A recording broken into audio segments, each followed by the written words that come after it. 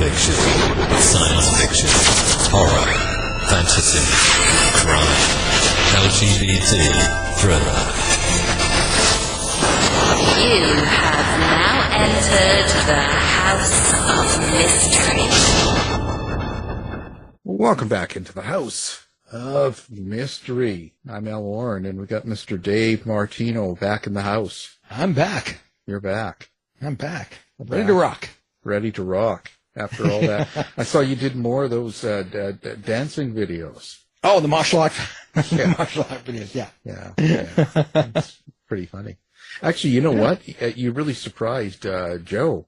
You know? Did I? Yeah, he didn't realize that you were into martial arts. Oh, he didn't? Yeah, the last shows, and he was like, "Oh my God, I better not make fun of him anymore." That's right. Make fun of a guy that can do karate and all that. Holy cow! That's like weird. I didn't know.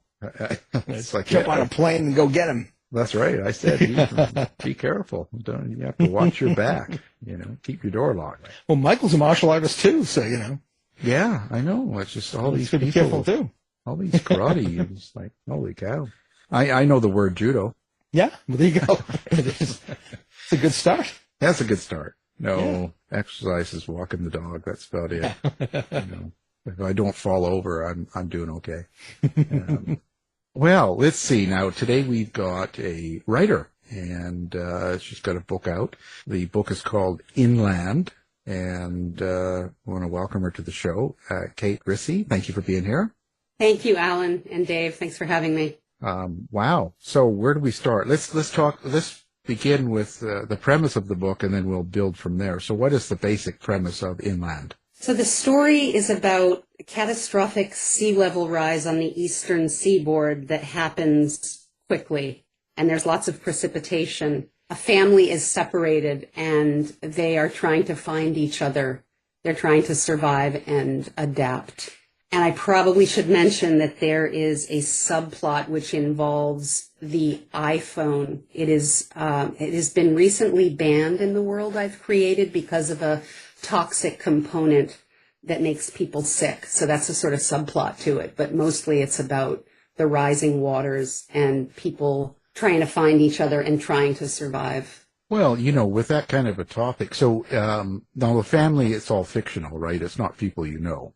It is fiction.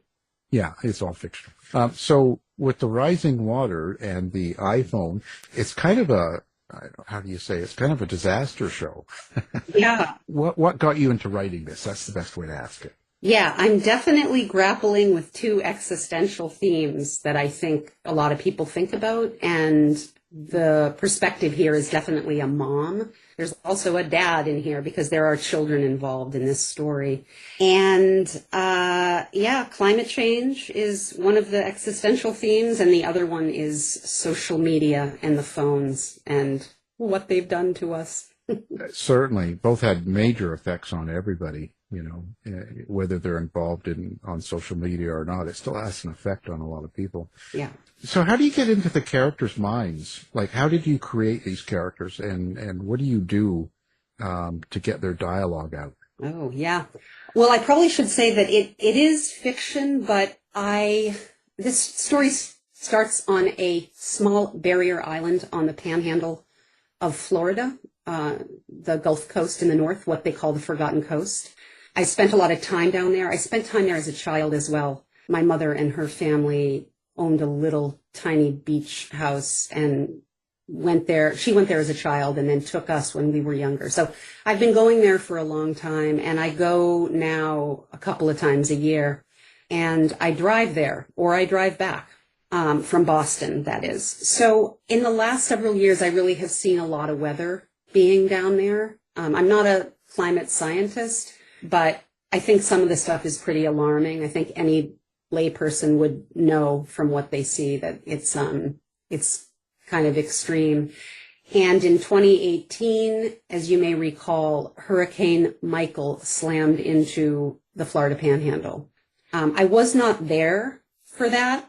A reviewer recently said, like, I'd survived Hurricane Michael.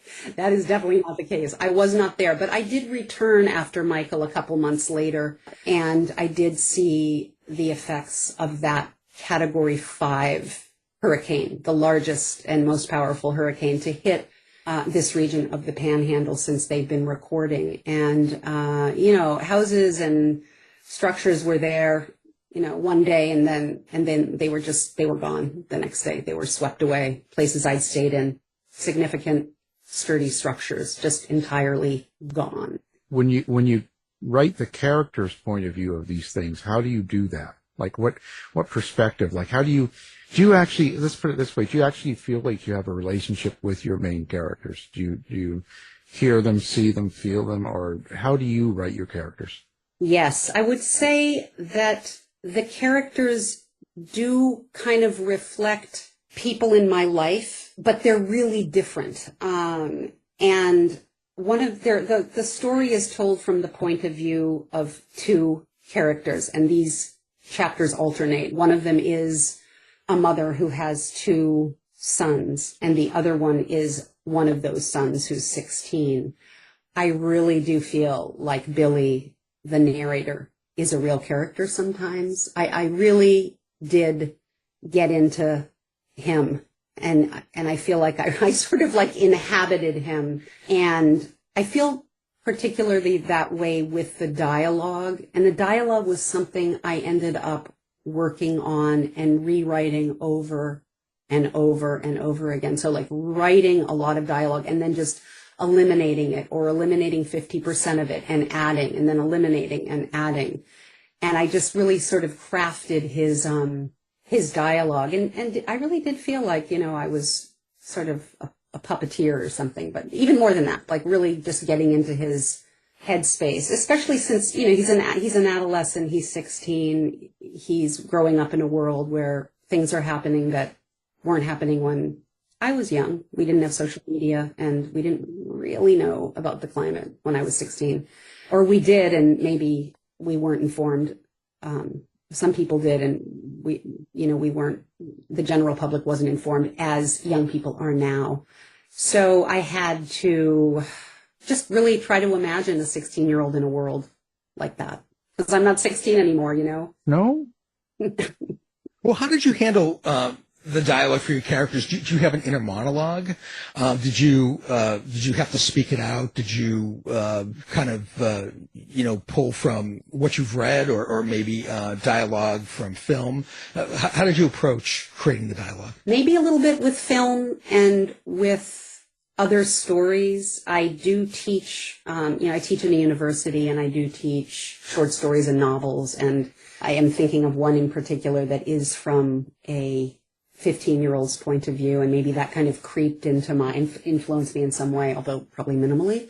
I did open my ears and listen, because I do have children who are now more like young adults, but, they were 15, 16 at a certain time. And also teaching in a university, some of my students are 18. That's only 2 years older than 16. So I definitely think I kept my ears open, and I observed the young people in my vicinity, whether it was the university or in my own home. And at a certain point, I consulted my kids about a couple of different things about, the world of young people. Yeah, you kind of have to do that, because, they're, the way they speak and what they find funny is sometimes different. Oh, man, it is so true. Their whole dialogue and what they say in a formal setting versus when they're with, 5 or 6 of their friends on a Friday night. So it can be really different. Totally. Well, I think we find different things important at that age, and it goes by what's around us and what we have access to. You know what I mean? So, there's always the rebel of not liking old people. Yeah, that's true. But there's, and social media, like that's a tough one to take on, because I don't think we really know exactly how it's going to affect the younger generations as it goes. Do you know what I mean? Like we kind of have a good indication of what's happened, but I don't think we really know. And how do you cover that sort of thing with the iPhone and having it banned in your world and stuff like that? And what kind of direction do you take on that? I really didn't want to be preachy, so I was really conscious of not trying to be preachy about it. The mother has a dialogue with her own mother. when this, catastrophe is about to take place with the water rising. And I think that's the one part in my book where there is a little bit of preachiness. The mother and the grandmother have this dialogue because, of course, the mother is from a generation that did not have the iPhone, but the grandmother is really from a different generation and has a very hard time understanding it and watching her grandchildren, and says something like, this is going to be your children's trauma. Other generations have had wars and dust bowls and other catastrophes, and this is going to be your kids' trauma. But at the same time, I was really aware of wanting to bring it up, bring up the issue of the iPhone and social media and the effect that it might have, but not in a scientific way. Again, I'm not a child psychiatrist. I really don't know. I wanted to do it in a more kind of organic way, just having it come up in dialogue with the kids and the parents as it might in a more natural way, rather than like a preachy social scientist kind of way.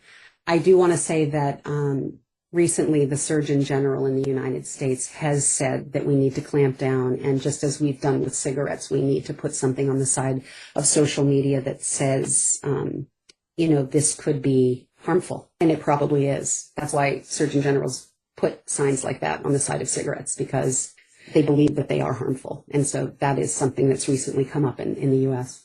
I think there's some ambiguity because the phone also helps. Like, let's not forget, you can look things up. You can map yourself home. Although, pointedly, at the end of the story, the phone has not really done what it promises to do. And I think that is one of the points I'm making, that, yeah, they are great. Phones are really good, right? They're good, they're bad. It's not black and white, right? It's complicated. Yeah. I think we have to learn how to use it. And I think people are getting better at it now. I think people are starting to focus more on better things. At least I hope so. And less on a lot of the bad stuff. Because there's a lot of good you get out of the internet and social media and stuff like that. There can be. For sure. Well, do the young people in the book have they have withdrawals from not being able to use their iPhone, social media? Yes. The kids tell stories about. There's a scene where the main character, Billy, the 16-year-old boy, is alone in this house. It's collapsing. It's literally sinking into the rising seas in Boston. And then he's joined by some other kids in the neighborhood, and they sit around and talk about the iPhone, and they talk about how some of their friends who had to hand the phone over, there was a rebate in cities and towns where people could hand their phone in and they could get a flip phone. Flip phones are fine. They don't have this metal component that causes illness. But they do talk about the kids the kids having withdrawal. Some of the kids freaked out. There's a story about, one of the kids ran off into the mountains of Vermont with a backpack and marshmallows, and his mother had to run around looking for him because he was so flipped out that he didn't have a phone and that kind of thing. He was flipped out because he had to have a flip phone. Which begs the question, what's next? Yeah, well, personally, and from what I hear, I believe AI will take over a lot of the social media. I think people will get, you got to think everything we have right now in 20 years will all be in the garbage. Mm-hmm. Just like 20 years ago, everything that we were doing then is all gone now. It's all very primitive. Except for Dave. He's still got VHS. Oh, I do. DVD, Blu-ray. Yes. So, but most people will change. So what do you hope people take away from the book then? What do you, when someone picks up Inland, takes it home and reads it, is there a subtext, or is there pure entertainment here? Like, where do you see this going? That is the $1 million question. And, I've been reading a lot of climate fiction lately, and I've been, sort of focusing on the books that are a little bit less dystopic and the ones that kind of, give a hopeful scenario at the end. Not a happy ending, but like maybe we can figure it out. Maybe we can adapt. Maybe we can change. So that is the $1 million question. Is this kind of stuff just entertainment, or does it encourage people to think a little bit more about where are we going with what we're doing? We are going to need to make some changes. I think a lot of people know that. I don't want to say most people, but like a lot of people know that. We can't just continue as we are, And I think communities are trying to adapt. They're trying to use more electricity rather than, fossil fuels. So I would hope that people think a little bit about that, for sure. Still thinking about that question. Yeah. Well, it's kind of a touchy topic because when you bring into these topics into your books, you start to get distributed pretty massively. You'll start getting backlash from people that will assume you are a far leftist, whatever. They'll have some idea. Do you know what I mean? And so you do have to be aware, because whenever you pick subjects like this, not so much, I don't think so much the social media or phone, but more the climate change will be the subject that you will get the negative view on, probably. Yeah, I think that's true. But again, some of the books I'm reading, they're about wildfires spreading rapidly. And, my daughter's boyfriend is out in Oregon right now fighting fires. And I see photos of him, on his 17-day roll in California or in Oregon. Like, he's really fighting these fires, and there have always been wildfires, but the science says not like this. And also just, the rise in water and there's other climate fiction books about lack of water, or I just picked up one the other day it's a really good novel about hurricanes kind of gone berserk in Florida. We're having some hurricane issues, aren't we? Oh, yeah, yeah. So I don't know. I do find it, and also the heat, the famous, the book that people seem to keep talking about is Kim Stanley Robinson's recent book, The Ministry for the Future. And it does have that horrible beginning of a heat wave in India, right? A heat wave that the human body cannot withstand. And it's in detail. He describes what happens to the human body when this kind of heat happens. And, I think it was 128 outside of, in some of the cities this summer in India. Oh, yeah. That's really close. Like 127? Yeah. Like, whoa. Yeah. India can get hot. Yeah. Boy. So I don't know. I guess what are the people who are denying it? Some of them must be experiencing some of this stuff. So I guess they have other ideas. They say it's cyclical, or they say God's will, or whatever. Yeah. Again, it comes to emotions, and when people really feel something, it becomes much stronger than thinking out things. So you can take things like, say, well, it's cyclical. It's happened before. It's just happening again. It's easier to be in that kind of denial, let's say, than rather face something that's threatening. Do you know what I mean? Yeah. It's simpler. And that's in all aspects, not just in climate or temperatures. There's all sorts of things that people will do that for. Maybe it's part of human nature in a sense. I'm not sure. I'm not a doctor. I just play one on the radio. But well, that's really, really interesting. Now, are you planning to go further with this, with your characters in this series? Or are you going to do a series with this, or what's your intentions here? Yeah, at the end, there's possibly a little bit of unfinished business. So maybe I will write a sequel, possibly. Yeah, I've thought about that, or I've been thinking about that. So what did you find the hardest thing? Now, this is your first book you've ever published, is that correct? Or have you done Yeah, this is my first novel. So what was the biggest challenge for you in the whole big picture of this writing? In the actual writing of it? Yeah, right from the beginning to end, from when you decide to write, when you sit down and you start writing, and then you find a publisher and then an editor and now promotion and stuff. What do you think of the whole thing? No swear words. Yeah, the writing actually came pretty easily to me. I did write a dissertation, and I did it by getting up at 4 a.m. So I kind of repeated that. I am an early riser. So the writing of it was okay. And I also have a really wonderful writing group I've had for like literally decades. And they help me a lot. I think the publishing, finding a publisher, finding an agent, that kind of thing is really challenging in this day and age. But I was lucky. I found a good bunch of people, and they really helped me with the book, and they helped me edit it. So I would say that component, rather than something like the actual putting pen to the paper and getting something out, that wasn't so terribly hard. I am a believer in for me in particular, like of editing and rewriting and cutting and reading it again. And, like I have a staff that must be like 4 feet high of all of the different versions of this. But I don't know if I'd call that challenging, because I think I knew that was just part of the process. It was more like when I was finished, what do I do now? And I'm also not in I'm an academic, like I teach in a university. I'm not in one of those kind of writing communities where people seem to know each other and they all go to these, writing book festivals and things like that. I wasn't immersed in that, although I do have a writing group. And I do know people, and sometimes I do go to writing stuff, but not in the way that some, quote unquote, like professional writers are. So that as well was a little challenging. And it's not that big a deal anyway. I mean, it's pretty, some people really get into all that, do all the different shows and all the events and all that. It's a lot of work. It is. I agree. It's a lot of work. And you have to be that kind of personality where you get out and schmooze and stuff like that. Yeah, absolutely. And it's really awful, actually. Thank you for saying that. Well, it is.